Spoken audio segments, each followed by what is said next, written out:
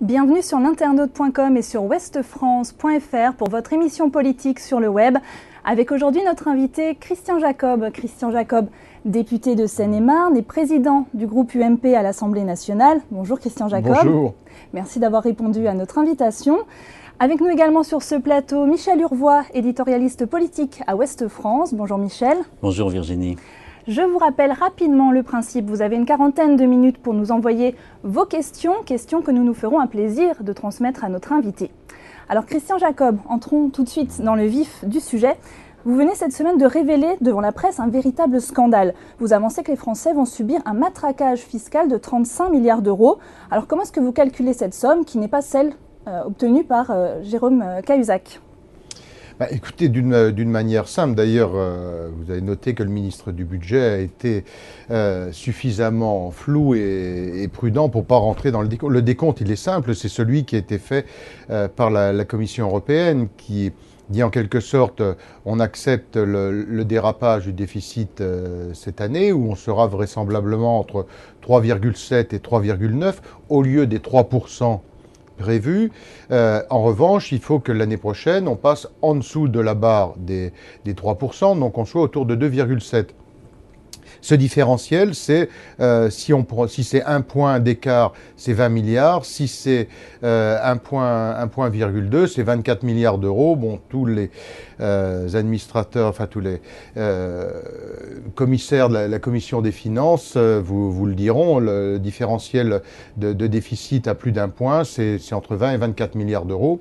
On ajoute à ça les 6 milliards d'euros annoncés par Cahuzac, qui est sur le ralentissement de la croissance, c'est-à-dire que 0,1 point de croissance, c'est 1 milliard d'euros à retrouver. Et donc si, plutôt que d'être sur un budget prévu avec 0,8 de croissance, on est sur un budget qui est à 0,1 ou à 0,2, eh bien voilà, c'est entre 6 et 7 milliards.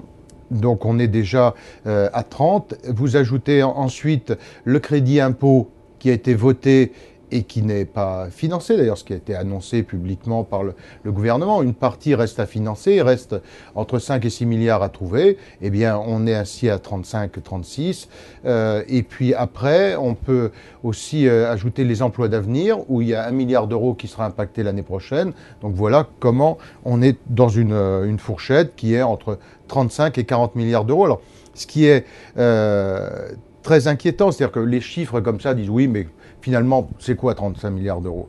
L'élément de comparaison, ça peut être la recette de l'impôt sur le revenu, c'est autour de 40 milliards d'euros. Donc bien entendu, comparaison n'est pas raison, mais en masse, si on veut retrouver 35 milliards d'euros, c'est l'équivalent de ce qui est prélevé par l'impôt sur le revenu. Donc il faudrait doubler l'impôt sur le revenu ou doubler l'impôt sur les sociétés. Les choses ne se calculent pas comme ça, mais la masse d'argent à trouver, celle-là. Donc on est sur un budget qu'il est impossible de boucler tant que le gouvernement n'accepte pas de faire des réformes de structure. Christian Jacob, pour respecter les objectifs, vous appelez à des réformes de structure. On vous a entendu à plusieurs reprises le dire. À quoi vous pensez précisément ? Je pense que tout d'abord, le 1 sur 2 que nous avons mis en place, c'est-à-dire le non-remplacement d'un fonctionnaire sur 2, je pense que là, on a des marges encore à gagner. Il y a ensuite ce que nous avions mis en place sur la RGPP, c'est-à-dire restructurer toutes les politiques de dépenses publiques et d'organisation de l'État, avec un autre volet, c'est un point de vue qui n'est pas totalement partagé, y compris dans mon groupe, mais moi je pense qu'il faut aller sur la réduction des strates, c'est-à-dire dans les collectivités locales, entre la commune, l'intercommunalité, le département, la région, on a des doublons. Quand un conseil régional a en charge la politique des lycées, il a un service enseignement pour suivre les lycées. Les conseils généraux ont un service enseignement pour suivre les collèges. S'il n'y avait qu'un seul service enseignement, on a des économies importantes à faire. Vous ne l'avez pas fait vous-même ?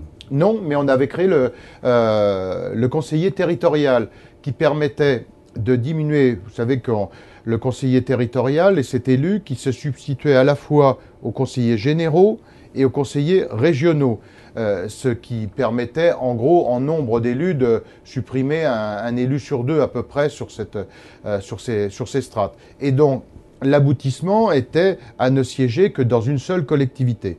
En arrivant l'actuel gouvernement, la première idée qu'ils ont eue, c'est de supprimer cette réforme. Donc on revient à la situation hantée avec autant d'élus. Et qui plus est, s'ils allaient dans cette folie du mandat unique, ça recréerait encore des postes supplémentaires. Et donc on est parti dans une gabegie, donc pas de réforme de structure, ouvrir les vannes à tout va, ce qui a été fait sur l'allocation de rentrée scolaire, sur l'aide médicale d'État, sur 500 000 personnes de plus qui vont rentrer dans la CMU. Et puis on peut continuer comme ça, les petits cadeaux qui sont distribués en permanence font qu'on est à la tête d'un État qui n'est pas... Enfin, on est dans un État qui n'est pas géré, où c'est un État sans chef, hein, comme ça avait été dit il y a quelques décennies. Alors, puisqu'on est dans le volet un petit peu économique, est-ce que inverser la courbe du chômage d'ici fin 2013 est une idée absurde, comme le dit François Fillon? Est-ce que cet objectif est absurde? Il est surtout irréalisable. C'est-à-dire qu'à partir du moment où, là aussi, nous sommes en face d'un gouvernement qui a supprimé tous les réformes qui visaient à donner plus de compétitivité aux entreprises, à baisser le coût du travail. La première des réformes que nous avions été sur deux angles.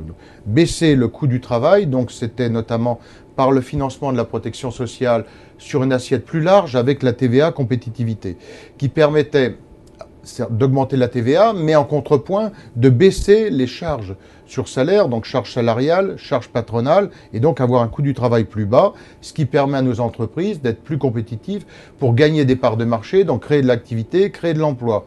Et d'autre part, des mesures de pouvoir d'achat qui permettaient de renforcer le pouvoir d'achat pour effectivement doper la croissance avec la défiscalisation des heures supplémentaires.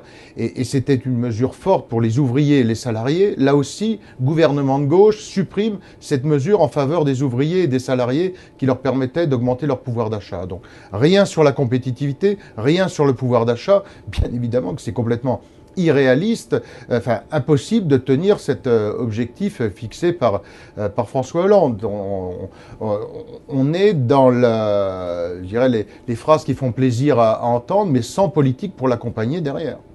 Monsieur Jacob, j'ai une question de Lucien 67, je ne sais pas si c'est son âge ou son département, où il dit en termes de chômage comme en termes de croissance ou de déficit, les objectifs de Nicolas Sarkozy étaient aussi revus à la baisse régulièrement. Hollande serait-il seul à pécher par optimisme ? Non, je crois qu'il a, Lucien 67, raison sur le fait qu'on avait revu les objectifs de croissance, parce que la crise et la violence de la crise à partir de 2008 ont fait qu'on a dû effectivement réviser les objectifs de croissance. Même pendant la campagne, Nicolas Sarkozy était sur une base de 1,8%. Oui, mais on l'a corrigé à plusieurs reprises très tôt. Là, on avait au mois de décembre Jean-Marc Ayrault qui annonçait que la croissance serait à 0,8. Bon, on voit bien que tout ça n'était pas réaliste, mais surtout, nous avions anticipé avec une politique qui vise à baisser le coût du travail. C'est essentiel, on a un vrai problème de compétitivité de nos entreprises. Et tout ce qui est organisé, c'est pour ça qu'on réagit très fort sur le matraquage fiscal, c'est-à-dire que ça n'est pas en chargeant, en taxant plus les entreprises qu'on va leur permettre d'aller chercher des parts de marché supplémentaires et donc de créer de l'activité et de l'emploi. Est-ce que c'est là-dessus que vous allez déposer une motion de censure ? Oui, ce sera... Et quand ? Alors, la motion de censure, je la déposerai vraisemblablement la dernière semaine de mars, la deuxième quinzaine de mars. Et elle sera axée son objet, voilà, essentiellement sur la politique économique du gouvernement, et notamment le fait de s'être lancé d'avoir abandonné les réformes de structure, d'avoir visé aucune action sur la baisse du coût du travail, qui est un élément essentiel. Donc rien sur le coût du travail, pas de réforme de structure et du matraquage fiscal sur les classes moyennes en permanence. Enfin, il y a les 20 milliards quand même qui permettent d'alléger le coût du travail. Non, Non, puisque sur la mesure sur le crédit impôt, le crédit impôt, ça n'est pas un outil de baisse du coût du travail. Là aussi, on est sur un non-sens. Le crédit d'impôt, c'est un bon outil, mais c'est un outil de compétitivité. C'est un bon outil d'aide à l'investissement. Simplement, qui interviendra s'il intervient, parce qu'aujourd'hui, il n'est toujours pas financé. S'il intervient, il interviendra en 2014, c'est-à-dire dans un an. Le besoin de compétitivité, c'est aujourd'hui. C'est pour ça que nous, la baisse des charges sur les salaires, c'était en juillet 2012 qu'elle s'appliquait. Donc il y avait un effet, on serait en plein dans l'effet des baisses de charges. Alors que là, on annonce un pseudo-crédit d'impôt, mais qui est de toute façon... Le crédit d'impôt ne va pas baisser le coût du travail. C'est-à-dire qu'une entreprise qui est aujourd'hui installée en Allemagne, en Belgique ou en Italie, si elle veut venir s'installer en France, qu'est-ce qu'apporte ce crédit d'impôt? Il ne lui baisse pas son niveau de coût du travail, absolument pas. Il interviendra éventuellement en 2014 pour accompagner de l'investissement et encore à condition d'en trouver le financement. Alors on va passer à votre camp, Christian Jacob. François Fillon est quasi candidat aux primaires. Il a donné un meeting cette semaine à la Mutualité à Paris. Est-ce que c'est une bonne nouvelle pour vous? Écoutez, je ne sais pas s'il est quasi candidat. Moi, ce que je sais, c'est que le choix du candidat pour porter nos couleurs à l'élection présidentielle est un choix qui ne se pose absolument pas aujourd'hui. C'est un choix qui se posera légitimement dans 3 ans et demi, quand on sera à 1 an de l'élection présidentielle. Aujourd'hui, on n'en est pas là. On vient de subir 2 défaites importantes. On a perdu les élections présidentielles, on a perdu les élections législatives, on a eu une crise interne dure à surmonter. On a réussi à surmonter cette crise interne avec, grâce notamment à Jean-François Copé et à François Fillon qui ont trouvé cet accord pour avoir une équipe rassemblée à la tête de l'UMP pilotée par Jean-François Copé qui est en train de remettre notre mouvement complètement sur les rails. Donc il faut maintenant travailler à un projet alternatif. Pour ça, être à l'écoute des Français. C'est ce que Copé fait au quotidien. Et puis viendra le moment de présenter ce projet alternatif aux Français et puis d'avoir le candidat pour le porter. Mais donc ça, vous dites, si François Fillon a 2017 en tête, là, on met un peu la charrue avant les bœufs. Le choix, en revanche, on a besoin au sein de l'UMP de toutes les énergies, à commencer par celle de François Fillon, qui est une personnalité éminente de notre mouvement. Et il faut que tout le monde soit rassemblé, c'est ce que Copé fait à la tête de l'UMP, donc toutes les énergies, que ce soit celle de Fillon ou de tous les autres, sont les bienvenues. Est-ce qu'il n'y a pas d'abord un gros travail d'inventaire à faire, d'analyse des raisons de l'échec, de réflexion sur la cohérence d'un projet alternatif? Parce qu'on entend des choses qui ne sont pas toujours, qui sont souvent un peu contradictoires ou qui sont un peu floues. Donc est-ce qu'il n'y a pas ce gros travail à effectuer d'abord avant de parler des personnes? Je pense qu'il y a... les deux, moi, je pense que le débat des personnes aujourd'hui c'est une question qui ne se pose pas. Parce qu'elle se posera dans 3 ans et demi. Qui est capable... Imaginez qu'on aille voir les Français aujourd'hui en leur disant... Attendez, arrêtez tout, nous on a la solution géniale, on a la personnalité idoine, vous allez voir, ils vont dire, mais soyez un peu sérieux et responsable. On a besoin d'aller à la rencontre des Français, d'analyser la situation difficile dans laquelle sont nos économies, toutes les économies européennes. On a un certain nombre de handicaps qui sont de la responsabilité directe de ce gouvernement depuis 8 mois, qui ne fait rien sur les questions que j'évoquais, notamment sur la compétitivité. Mais nous, pour rebâtir un projet, il faut aller rencontrer les Français, travailler sur de nouvelles perspectives. Moi, je pense que sur le financement de notre protection sociale, c'est un vrai sujet. Celui du coût du travail, c'en est un autre. Celui de la flexibilité de l'emploi. C'est-à-dire que tant qu'on ne se sortira pas de ce carcan tel qu'il existe aujourd'hui, sans souplesse pour les entreprises, pour qu'une entreprise puisse recruter, il faut qu'elle puisse aussi licencier à certains moments. Il faut redonner de la fluidité dans tout ça. On est enfermé dans un carcan, on travaille sur des recettes éculées, les emplois publics, comme si les emplois publics créés des postes dans l'éducation nationale allaient nous permettre de redoper la croissance. Et les réponses ne sont pas là. Et l'UMP, c'est un lieu où on travaille sur ces questions-là? C'est un lieu où on travaille là-dessus. Je viens de lancer, moi, au sein du groupe, mais Jean-François Copé le fait aussi au sein du mouvement, mais au sein du groupe parlementaire, je viens de mettre en place 4 groupes de travail. On a 3 sur les sujets sociaux, un sur le financement des retraites. Le financement des retraites, soit vous baissez les pensions, soit vous augmentez les cotisations, soit vous allongez la durée du temps de travail. Les socialistes veulent baisser les pensions et augmenter les cotisations.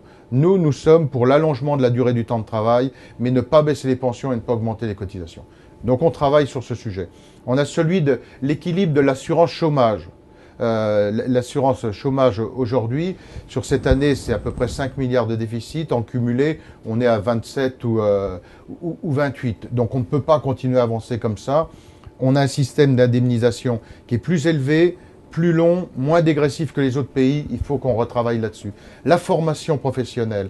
Qu'est-ce que l'on fait sur la formation professionnelle qui n'est pas suffisamment orientée sur les demandeurs d'emploi? C'est là qu'elle doit aller. L'apprentissage, il faut sortir du collège unique. C'est une catastrophe, le collège unique. Et donc pour cela, moi je plaide pour qu'on construise une filière comme on peut l'avoir en Allemagne ou ailleurs, partage entre l'éducation nationale et le monde de l'entreprise. Tant qu'on ne franchira pas ce cap, on ne s'en sortira pas sur la formation. Donc sur l'école, sur les retraites, sur l'assurance chômage, sur le statut, les contrats, est-ce qu'on n'a pas une marge à trouver entre le CDI, le CDD et plus de fluidité dans les entreprises? Alors pour revenir quand même à la candidature de François Fillon, on a beaucoup de questions de nos lecteurs là-dessus qui nous demandent est-ce que cette candidature veut dire qu'il laisse le champ libre à Copé pour la présidence de l'UMP? D'abord, c'est à François Fillon qu'il faut poser cette question. Mais moi, je crois que le temps des candidatures pour la présidentielle est un temps qui n'est pas venu. Voilà. Donc il ne fallait pas faire ce meeting. Si, mais attendez, heureusement que François Fillon fait des meetings, c'est notre responsabilité. Comment on prend le pouls de l'opinion publique, comment on forge ses idées, comment on les teste bien par les réunions publiques. On a besoin de ces réunions publiques et encore une fois, on a besoin de toute l'énergie de François Fillon. Mais bon, vous m'interrogez sur le choix de candidat à la présidentielle, je dis que le moment n'est pas venu. Mais sur la présidence de l'UMP, on a une question de Marc qui vous demande est-ce que Jean-François Copé est encore crédible aussi, ou est-ce qu'il est grillé après cette lutte fratricide? Je crois que Jean-François Copé, il le démontre chaque jour, a toute la crédibilité, bien évidemment, pour être candidat. Simplement, ça n'est pas non plus un sujet qui est d'actualité. Nous avons décidé en décembre de reporter les élections à septembre. Pourquoi j'ai beaucoup milité pour trouver cet accord et que l'élection se fasse en septembre, de façon à ce que l'on ait toute la session parlementaire qui soit concentrée sur l'activité parlementaire, sur la réponse aux attentes des Français et non pas sur nos élections internes. Nos élections internes, ce sera en septembre et puis la campagne se fera en juillet-août et déclaration des candidatures à la fin de l'été et c'est très bien que ce soit comme ça. Ça n'est pas le moment de le faire. On est dans le moment du travail et du travail parlementaire, on n'est pas dans les élections internes. Dans un entretien au Monde, François Fillon a dit qu'il était au même niveau que Nicolas Sarkozy pour la présidentielle. Est-ce que c'est habile de dire ça? Est-ce qu'il n'y a pas un petit peu d'arrogance derrière ça? Là aussi, c'est à lui qu'il faut poser la question. Je vais pas... le commentaire, c'est votre travail, c'est pas le mien. Le fait de toute façon d'avoir été élu président de la République un jour, c'est-à-dire d'avoir été élu au suffrage public universel de tous les Français, vous confère un statut différent des autres. Quand on est passé par cette responsabilité, on a de fait un statut qui est différent. Mais cette compétition, en fait, il doit la regarder, Nicolas Sarkozy, un peu comme une chance pour lui, non, pour un retour? Je ne sais pas.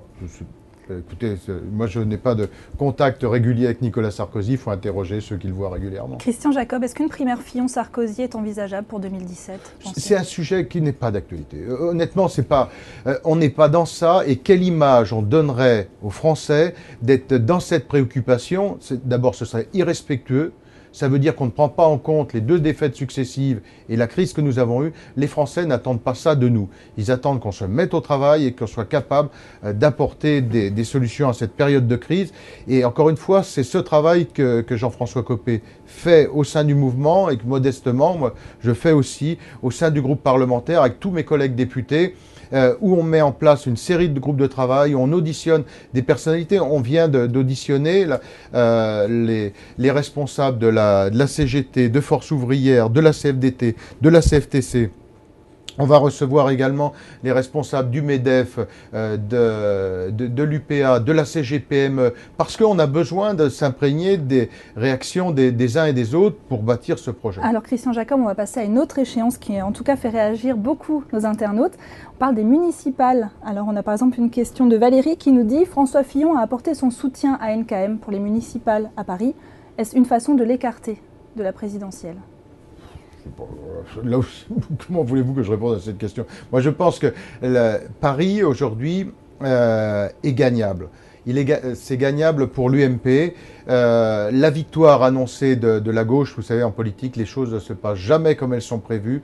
Et il y a de vraies fragilités à gauche. Et donc, si on est capable de faire l'union à droite et à l'UMP, on peut gagner cette élection municipale. On a deux candidatures qui sortent du lot, on va pas se voiler la face, c'est celle de Nathalie Kosciusko-Morizet et celle de Rachida Dati. Donc voyons comment on peut arriver à faire le ticket gagnant, parce que nous pouvons vraiment gagner. Je pense qu'il y a un ras-le-bol des Parisiens de la gestion de Paris par la gauche, par M. Delanoë et par ses alliés. Et donc aujourd'hui, on doit être capable à Paris de porter un nouveau projet. Pour gagner à Paris, il faut qu'il y ait au minimum une entente entre Nathalie Kosciusko-Morizet et Rachida Dati. Quel est le meilleur moyen de construire cette entente? C'est la primaire ou c'est un accord amiable? Parce que l'UMP était favorable à une primaire. Oui, oui. Moi, Et vous, pas trop? Ce que j'ai toujours dit, moi, la primaire, c'est un outil. C'est pas une fin en soi de faire une primaire. Bon, je vois pas l'intérêt en tant que ça n'est pas une fin en soi. C'est un outil. Donc, si on a besoin de cet outil, on l'utilise. Mais il n'y a pas obligation de l'utiliser. Si on est capable de trouver un accord responsable sans passer par la case primaire, c'est toujours beaucoup mieux. Maintenant, si on n'y arrive pas, eh bien, on passera par les primaires, effectivement. Mais moi, je plaide puisque vous savez, une primaire, c'est une confrontation. Ça oblige à un vote pour, un vote contre. Donc, obligatoirement, ça crée des fissures. Alors après, je veux dire, on peut cicatriser les blessures qu'il y a eu dans la primaire, mais si on les évite, ces blessures, ça a plutôt réussi au Parti socialiste, ça, donc. Oui, mais enfin, vous savez, c'est pas parce que ça a réussi une fois. Et le sujet d'ailleurs des socialistes, c'était est-ce que si Strauss-Kahn avait été capable, en situation de se présenter, est-ce qu'il y aurait eu des primaires à gauche? Je suis pas sûr. Bon, c'est pas parce qu'une fois ils ont fait des primaires qu'ils ont réussi. Ils ont aussi perdu par les primaires. Quand en 2002, ils avaient aussi fait des primaires, ils ont perdu les présidentielles. Donc les primaires sont pas la martingale pour gagner. C'est un outil. Il est à notre disposition, mais je pense que si on peut s'en passer, c'est pas plus mal. Mais s'il faut y avoir recours, eh ben, on y aura recours. Votre ami Jean-François Copé pronostique une vague bleue pour les municipales. En tout cas, il l'appelle de ses voeux. Mais est-ce que c'est pas 36 000 élections différentes des municipales? Vous voyez un côté national, sanction dans ces élections-là? Il y a les deux. Il y a les deux, c'est-à-dire qu'il y a une façon de gérer les collectivités, une façon de gauche et une façon de droite. On le voit avec la gauche sur la fiscalité, sur la dépense publique. Quand on compare les villes de gauche, on a toujours une explosion de la fiscalité. Moi, vous savez, je suis maire de Provins. On a sur ce mandat, pendant 4 exercices de suite, on a baissé les impôts. Et il y a 18 ans qu'ils n'avaient pas été augmentés, on a baissé les taux d'imposition sur la ville.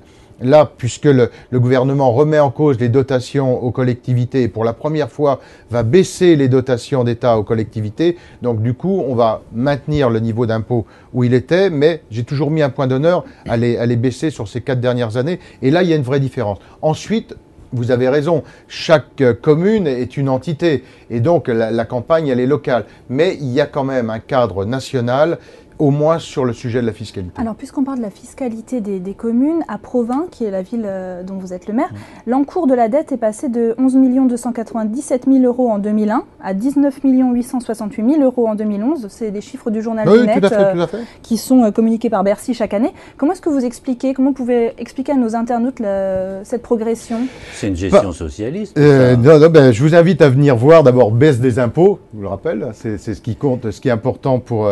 Il y a deux deux éléments déterminants quand on habite dans une ville. C'est quels services on a à disposition, les services mis à disposition par la collectivité, et puis le niveau d'imposition. Donc nous, sur le niveau d'impôt, il a baissé pendant 4 ans de suite, et là, il est à nouveau stable. Donc ça, c'est le premier point. Ensuite, une politique d'investissement important. On a construit un centre culturel qui fait que nous avons une saison culturelle qui est remarquée bien au-delà du département, mais au niveau de la région Île-de-France. On a risqué la fermeture de notre cinéma, donc on a porté la construction avec l'intercommunalité d'un cinéma de 4 salles avec écran géant. Là, on est sur la construction d'un grand centre aquatique. Donc c'est des infrastructures et puis, en fait qui des expliquent cette progression. infrastructures très importantes qui permettent d'apporter des services supplémentaires tout en ayant une modération fiscale, et c'est cela qui est important. Si la loi contre le cumul des mandats était votée, enfin qu'elle s'applique en 2014 ou en 2017, vous choisiriez quoi entre député et maire de province ? De me battre contre cette loi tout d'abord et de faire en sorte qu'elle ne soit pas votée. Et je forge de bons espoirs sur le fait qu'elle ne soit pas votée, puisqu'on est dans... moi, je suis très attaché au fait qu'on puisse exercer un mandat local et un mandat national. Un député qui a un mandat local, c'est-à-dire qui est confronté à un certain nombre de réalités comme on les a dans nos villes, tant que vous n'avez pas eu une mère de famille en face de vous sur un problème d'expulsion d'un logement, qu'on n'est pas confronté à l'organisation de la scolarité, de la politique du sport dans sa ville, de l'accompagnement aux aides d'entreprise, je pense qu'on légifère avec beaucoup plus de qualité quand on a cette connaissance du terrain. Et donc, je reste très attaché à cela, et je vois qu'à gauche, de plus en plus de collègues députés et sénateurs à gauche nous rejoignent sur le fait de limiter effectivement les mandats, mais limiter à 2. Vous pensez pouvoir trouver une majorité pour bloquer ce projet ? Je pense qu'il n'y aura pas de majorité pour le voter. Et donc, on est en train d'y œuvrer. Il y a sans doute des aménagements à trouver, par exemple sur le nombre sur les fonctions exercées. C'est-à-dire que vous pouvez effectivement avoir 2 mandats, mais plusieurs fonctions. Vous pouvez être président d'un syndicat, président d'une intercommunalité, et en même temps maire et député. Donc aujourd'hui, il y a une limite claire, fonction et mandat sur le montant des indemnités. C'est 1,5 fois l'indemnité parlementaire. Donc ça, c'est plafonné, que vous ayez 15 fonctions rémunérées. De toute façon, c'est limité à 1,5 fois. Donc là, le cadrage est strict pour les parlementaires. En revanche, il y a parfois la possibilité d'exercer plusieurs fonctions. Donc je pense qu'on pourrait peut-être regarder s'il n'y a pas quelques idées à trouver sur ce plan-là, mais rester un mandat local et un mandat national, ça me semble essentiel pour ne pas se retrouver avec une assemblée d'apparatchiks. Sinon, si on est sur le mandat unique, des gens qui ont un parcours comme le mien, c'est-à-dire qui ont une autre activité professionnelle avant de faire de la politique, qui sont reconnus pour leurs compétences ou leur travail local, n'accéderont jamais à l'Assemblée, puisqu'à l'Assemblée, on aura qui ? On aura les apparatchiks de parti, qui sont tous bâtis sur le même modèle. Ils auront fait Sciences Po, les meilleurs auront fait l'ENA, ils auront été collaborateurs de responsables politiques, et puis voilà. Donc on est dans un phénomène de consanguinité. Le fait d'avoir ces 2 mandats évite la consanguinité politique. On a bien compris. Un mot encore sur les municipales. La gauche semble en mesure de créer des alliances locales avec sa gauche, la gauche du PS. Est-ce que vous irez jusqu'à des alliances avec la droite de la droite, avec le Front National, ou est-ce que c'est vraiment un sujet tabou ? Jamais. Il est hors de question d'avoir des accords de quelque nature que ce soit avec le Front National. Même si une partie de votre électorat est tentée. Il n'y aura aucun accord avec le Front National. En revanche, nous avons une vraie responsabilité, c'est celle de nous adresser et de rassembler autour des valeurs qui sont les nôtres l'ensemble des Français, quel que soit leur choix de vote. Et ça veut dire qu'il faut que nous soyons attentifs aux messages qui sont envoyés au fur et à mesure des élections. Mais des accords politiques, nous sommes avec un parti, le Front National, qui veut notre mort. qui a appelé à voter François Hollande. Le Front National a toujours été l'allié de la gauche. Ils se maintiennent quand il y a des triangulaires pour faire chuter nos candidats et faire élire les candidats de gauche. François Hollande, aujourd'hui, doit remercier Marine Le Pen. Sans Marine Le Pen, peut-être plus que Martine Aubry d'ailleurs, mais il doit remercier Marine Le Pen. C'est grâce à Marine Le Pen qu'il est président de la République. Bon nombre de députés socialistes sont députés socialistes grâce au Front National. Donc le Front National est le vrai allié de la gauche. Alors, Christian Jacob, on va passer à une petite séquence traditionnelle dans cette émission. C'est la séquence du pour ou contre. On va vous parler de sujets d'actu. Vous allez nous dire si vous êtes pour ou contre et puis une rapide phrase d'explication. Alors, est-ce que vous êtes pour ou contre réduire les vacances scolaires de 2 mois à 6 semaines ? Plutôt pour si on est dans le cadre d'une réforme globale. C'est-à-dire que ça ne peut pas être un gadget qu'on sort du chapeau dans un moment de panique comme le fait M. Payon en ce moment. C'est quelque chose qui doit être travaillé, réfléchi, responsable, mais plutôt pour. Pour ou contre la possibilité de poursuivre pénalement le chef de l'État pendant l'exercice de son mandat ? Contre. Contre parce que c'est une atteinte à la fonction présidentielle et j'ai eu l'occasion de le dire à François Hollande. Imaginons qu'il ait un conflit de voisinage chez lui, un de ses voisins porte plainte, on pourrait avoir un juge qui vienne appuyer sur la sonnette de l'Élysée avec les caméras de télévision qui sont là et donc on aurait l'image d'un chef de l'État en France poursuivi par la justice. C'est un affaiblissement de la fonction présidentielle. Je ne suis pas pour qu'on touche au statut pénal du chef de l'État. Pour ou contre diminuer le nombre de parlementaires ? Assez réservé sur ce sujet. Je ne suis pas fermé d'emblée à cela, mais bon, pourquoi faire, comment vous savez, le sentiment que j'ai aujourd'hui, c'est qu'il y a besoin de plus de liens, de plus de proximité entre les élus et les Français.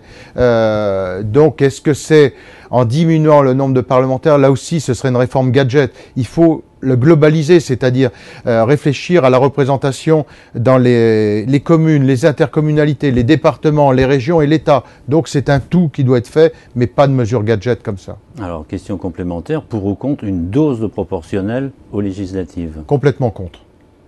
Complètement contre, parce que à ce moment-là, encore une fois, qui seront les députés qui seront ainsi désignés, parce que on n'est plus vraiment élu quand on est sur un scrutin de liste, on est désigné. Il suffit d'être en tête de liste, donc il suffit d'être bien vu par le président de son parti politique, que son parti politique ce soit le PS, le FN ou l'UMP. Si on est bien vu par le président, on est en tête de liste, et donc on est nommé plus qu'élu, et je suis complètement contre la proportionnelle.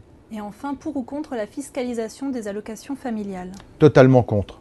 Totalement contre. Il ne faut pas confondre la politique familiale et une politique sociale de compensation de revenus. Nous avons des politiques sociales, des minima sociaux qui sont là pour faire varier et pour permettre à ceux qui ont les revenus les plus faibles d'avoir des compensations. La politique familiale, ça n'est pas ça. L'élément déclenchant de la politique familiale, ça n'est pas le revenu des parents, c'est l'arrivée d'un enfant dans un foyer. Et un enfant de riche voit un enfant de pauvre et réciproquement. Donc ne confondons pas politique familiale et politique sociale. Donc on va passer à un volet agricole qui est un de vos domaines de prédilection. En ce moment se tient le salon de l'agriculture à Paris, en plein scandale sur la viande de cheval. Spanghero a été accusé rapidement par les autorités françaises, finalement en retrouvant rapidement aussi une autorisation partielle de production. Est-ce que le gouvernement est allé trop vite, quitte à rétropédaler ensuite sur ce dossier ? La gauche est tombée dans ses travers traditionnels, celle de la recherche du bouc émissaire. La gauche fonctionne comme ça. Il faut toujours trouver un coupable, le désigner à la vindicte populaire. Alors vous pouvez prendre Montebourg avec les actionnaires de Peugeot, avec tel ou tel chef d'entreprise. Là, c'était pas, en l'occurrence, c'était pas Montebourg, mais c'était Benoît Hamon. Mais c'est toujours la même technique. En revanche, il y a un vrai sujet de traçabilité. Nous avons une traçabilité en France qui est très efficace et il faut pouvoir faire en sorte que cette traçabilité qui existe en France soit reproduite au niveau européen. Et ça, là, il y a une vraie responsabilité de l'État français, du gouvernement, à se battre là-dessus. Et nous serons aux côtés de la gauche pour se battre sur ce sujet parce qu'effectivement, le consommateur doit savoir l'origine de ses produits, mais c'est un cadre européen. Est-ce que l'idée, l'engagement de François Hollande, justement, de développer l'étiquetage est une bonne idée? Est-ce que c'est vraiment faisable? C'est une bonne idée dans le cadre européen. Le dire au niveau national, c'est de la démagogie. Parce que tout le monde sait que nous sommes dans un marché qui est ouvert. Non, mais il parlait d'Europe, en l'occurrence. Et heureusement, je n'étais pas sûr. S'il parlait d'Europe, bien évidemment, il a complètement raison et nous sommes à ses côtés. Mais j'avais plutôt le sentiment qu'il en parlait au niveau national. Puisqu'il parlait de proposer très rapidement, je crois, un projet de loi sur le sujet. Une réglementation française n'a pas de sens. Aujourd'hui, on a une traçabilité en France qui existe. Et donc, il faut que l'étiquetage et la traçabilité soient clairement engagés au niveau européen. Parce qu'on importe beaucoup de produits, et si on importe, c'est aussi parce qu'on exporte. Donc, il ne faut pas dire il suffit de fermer les importations, ça n'a pas de sens. La France est un grand pays exportateur, notamment dans le domaine agroalimentaire. C'est 10 milliards d'euros d'excédent dans notre balance commerciale, l'agroalimentaire, donc préservons-le. Alors justement, on imagine bien un étiquetage, une traçabilité sur des produits simples, peu élaborés. C'est plus facile. C'est plus facile, mais quand on est dans des produits élaborés, des plats cuisine et des choses comme ça, où on a des ingrédients qui viennent de partout, est-ce que ça a encore un sens de vouloir étiqueter, tracer, et est-ce que le consommateur... Enfin, il va pas falloir avoir fait des études d'ingénieur pour venir faire ses courses, quoi. Est-ce que le consommateur sera encore en capacité de faire la différence? Je pense qu'on peut avoir des systèmes d'étiquetage intelligents, parce que sinon, effectivement, on va finir par le bottin ou le Larousse sur les étiquettes. Il n'y aura plus suffisamment de place sur les étiquettes. Mais on peut avoir avec des systèmes de code barre où on passe devant un code barre et on peut lire l'indication, la provenance et la composition des produits. Mais vous avez raison, sur des produits non transformés, c'est toujours beaucoup plus simple de le faire. Mais vous savez, imaginons un système de code barre ou des applications sur nos smartphones où on pourrait simplement sur la présentation du code barre découvrir ce qu'il y a à l'intérieur. Donc je pense qu'on peut arriver sur des techniques assez simples d'utilisation, mais il faut le faire dans un cadre européen et la France doit être leader pour que ça s'applique au cadre européen. Question d'Olivier qui vous questionne en tant que spécialiste de l'agriculture et de son économie. Pourquoi un spécialiste. Je l'ai peut-être été, mais je ne le suis plus. En tout cas, il a envie de votre avis sur cette question. Pourquoi ne trouve-t-on pas uniquement de la viande de bœuf française dans ces plats préparés ? Parce qu'on a des habitudes de consommation. Par exemple, en France, on consomme beaucoup d'arrières sur des bovins, c'est-à-dire ce qu'on appelle les morceaux nobles, le rumsteak, etc. On consomme très peu d'avants. Donc les avants sont exportés vers des pays tiers. Et quand on travaille sur ces plats cuisinés, souvent ils sont fabriqués avec des avants, là où il y a une filière qui a l'habitude de travailler les avants des animaux. Donc, on est sur ces produits, on travaille obligatoirement avec de l'importation. Mais l'importation nous permet d'exporter. Et encore une fois, le solde est très positif. Donc, l'idée de dire fermons les frontières, c'est complètement stupide pour l'agriculture française. Ce serait une vraie catastrophe. Sans prendre l'exemple sur la viande, je peux vous le prendre sur les céréales. Sur 3 kilos de céréales produits en France, vous en avez un qui est autoconsommé en France, un deuxième qui est sur le marché européen et un troisième sur le marché mondial. Donc dire on ferme les frontières, il y a 2 kilos de blé sur 3 dont on ne sait plus quoi faire. Deux tiers des terres de céréales qu'il faudrait mettre en jachère. Et donc on a besoin de travailler import-export, d'où l'idée d'avoir une réglementation européenne. On fait suffisamment de reproches à l'Europe sur ce sujet que les responsables européens s'en saisissent. Alors j'ai une question de Jeanne qui rejoint ce qu'on disait précédemment, avec ce qu'on dit sur les farines animales, les OGM, les pesticides, etc. Est-ce qu'on peut vraiment faire confiance à ce qu'on met dans nos assiettes? Est-ce que cela ne doit pas nous inquiéter sur d'autres filières? Non. Moi, tout d'abord, la France est le pays au monde... Alors même si, je précise, là on était dans un exemple de fraude commerciale. Tout à fait. Et là, elle évoque... n'était pas une fraude sanitaire. Voilà, là elle est... Mais dès lors qu'il y a de la fraude possible, est-ce qu'elle ne peut pas être sanitaire aussi? Le risque, il existe, bien évidemment, toujours. Ceci étant, rappelons que la France est le pays au monde où il y a le moins d'intoxication alimentaire. Donc on est dans le pays au monde le plus sécure sur notre alimentation. Quand on entendait M. Beauvais parler de malbouffe, etc., enfin, je veux dire, c'est de la démagogie, c'est outrancier, c'est insultant. La réalité, c'est que la France est le pays le plus sécure au monde. Ça n'est pas là, une raison suffisante pour arrêter d'avancer dans cette voie-là, et notamment sur l'identification de nos produits. Donc le risque de fraude, par définition, il existe toujours. Simplement, il est quand même très bien encadré et objectivement. Il ne faut peut-être pas supprimer trop de fonctionnaires dans les non, organismes on a besoin de corps de contrôle, tout à fait. Mais vous avez, je pense qu'il y a peut-être un certain nombre de secteurs où on peut le faire, mais on a besoin d'avoir un contrôle et un contrôle. Alors, il y a aussi les systèmes d'autocontrôle des entreprises qui permettent aussi des vérifications plus simples, à partir du moment où on a un corps d'État qui est chargé de le vérifier. Alors Christian Jacob, on va refermer ce volet agricole pour passer à quelques questions de société. Vous étiez à l'époque fermement opposé au PACS qui a été adopté sous Jospin. La droite n'est pas revenue dessus. Aujourd'hui, vous êtes contre le mariage pour tous et vous avez déclaré qu'il faudrait abroger dans le futur cette loi si elle était adoptée.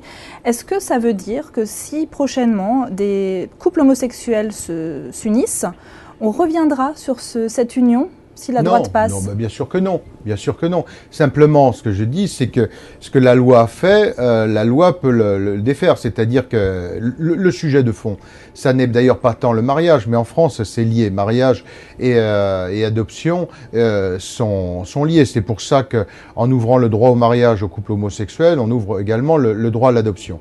Et nous y sommes, et moi j'y suis fermement opposé parce que on a un risque de dérapage sur lequel je vais revenir. Mais nous avions proposé une solution alternative qui me semblait très intéressante, celle de l'union civile, qui permettait à un couple d'homosexuels de pouvoir avoir ce moment de solennité. Moi, pour avoir beaucoup discuté et débattu lorsque j'étais ministre de la Famille et encore récemment avec les associations homosexuelles, ce moment de solennité pour eux est important, c'est-à-dire de pouvoir solenniser, marquer le moment de leur union. Donc, pouvoir le faire devant un officier d'état civil, l'union civile le permettait.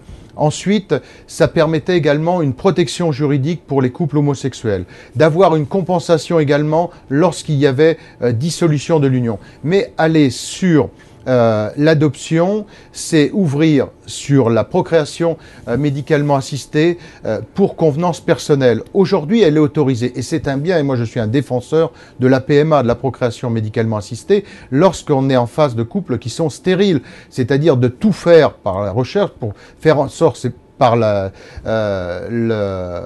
médecine, de pouvoir faire en sorte qu'un couple qui est stérile ne le soit plus. Donc, procréation médicalement assistée, oui, encadrée pour des raisons de santé, mais pas pour convenance personnelle. Parce que sinon, on ira à un moment sur un système de sélection, c'est-à-dire où tout le monde voudra des enfants qui font 1m95, qui soient blonds aux yeux bleus ou bruns aux yeux noirs, enfin bon, mais ça n'est pas possible d'aller vers cela. Donc je suis opposé à la PMA pour convenance personnelle.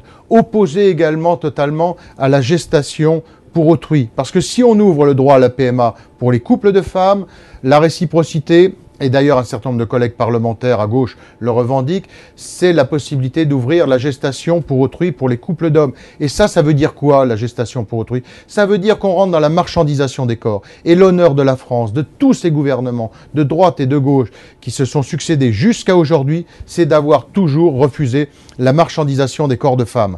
Et là, si on va dans cette voie-là, et quand Madame Taubira, et c'est pour ça que vraiment j'ai un désaccord très profond avec elle, c'est qu'elle reconnaît la GPA. Et elle la reconnaît pas pour tout le monde, et elle la reconnaît pour ceux qui utilisent la GPA à l'étranger, c'est-à-dire ceux qui ont la capacité de dépenser 80 ou 100 000 $ pour pouvoir financer une femme et son accouchement à l'étranger. Et ça, c'est choquant. Et qu'un ministre de la République aille sur cette voie, ça me choque. C'est la raison pour laquelle je me suis battu contre ce projet. Donc ça, c'était vos arguments. Ils ont leur cohérence, ils sont tout à fait respectables. Mais la question était, est-ce qu'on peut revenir en arrière? Non, mais on peut arrêter. Alors ça veut dire qu'il y aurait des couples homosexuels mariés non, mais on peut très pendant quelques années, là, et puis après, on ne pourrait plus. Après, ça crée une nouvelle inégalité. C'est pas simple de revenir en arrière. On peut très bien substituer le mariage pour les couples homosexuels à l'union civile.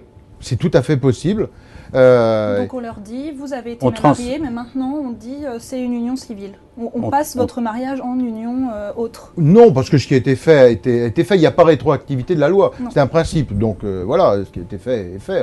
D'accord. Vous-même, en tant que maire, vous célébreriez les mariages? À partir du moment, moi je suis profondément républicain. Quand la loi est votée, elle s'applique.